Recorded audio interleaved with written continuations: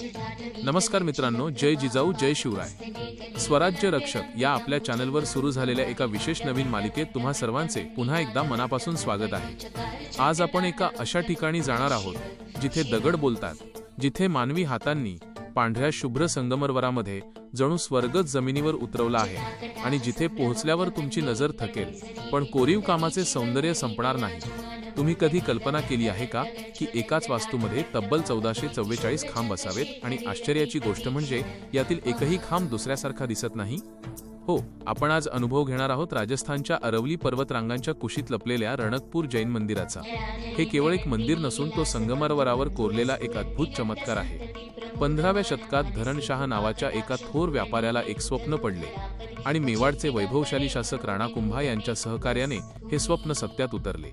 राणाकुंभा यांनी या मंदिरासाठी जागा दिली, म्हणूनच या ठिकाणाला रणकपूर असे नाव पडले। या मंदिराचे मुख्य वास्तुविशारद दीपाक यांनी हे मंदिर एका दैवी विमानासारखे साकारले आहे, जे पाहताना आपण खरोखरच एका वेगळ्या जगात आलो आहोत असे वाटते। जेव्हा आपण या मंदिराच्या भव्य प्रांगणात प्रवेश करतो तेव्हा समोर दिसणारा खांबांचा महासागर पाहून कोणताही माणूस थक्क होईल। हे 1444 खांब इतक्या तांत्रिक अचूकतेने उभे केले आहेत की तुम्ही मंदिराच्या कोणत्याही कोपऱ्यात उभे राहिलात तरी गाभाऱ्यातील मुख्य मूर्तीचे दर्शन घेताना एकही खांब तुमच्या आड येत नाही। हे त्या काळातील स्थापत्यशास्त्राचे किती प्रगत ज्ञान होते याची साक्ष देते।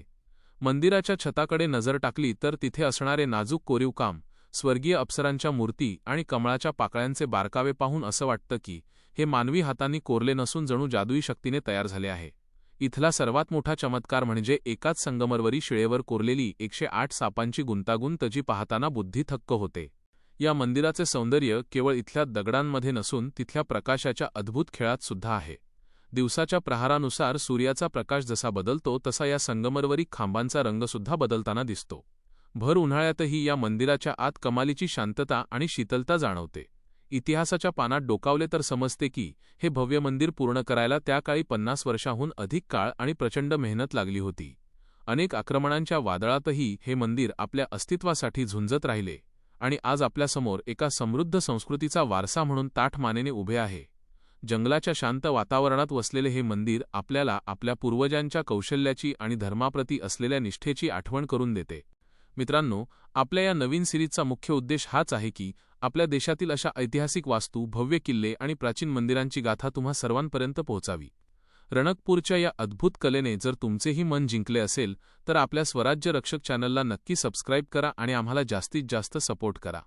तुमचा एक लाईक आणि शेअर आम्हाला अशाच दुर्गम आणि ऐतिहासिक ठिकाणी पोहोचण्यासाठी मोठी ऊर्जा देतो। कमेंटमध्ये तुम्हाला ही माहिती कशी वाटली हे नक्की सांगा। चला तर मग लवकरच भेटूया एका नवीन प्रवासात, एका नवीन ऐतिहासिक वास्तूची माहिती घेऊन। सबस्क्राईब करायला विसरू नका। जय जिजाऊ, जय भवानी, जय शिवराय।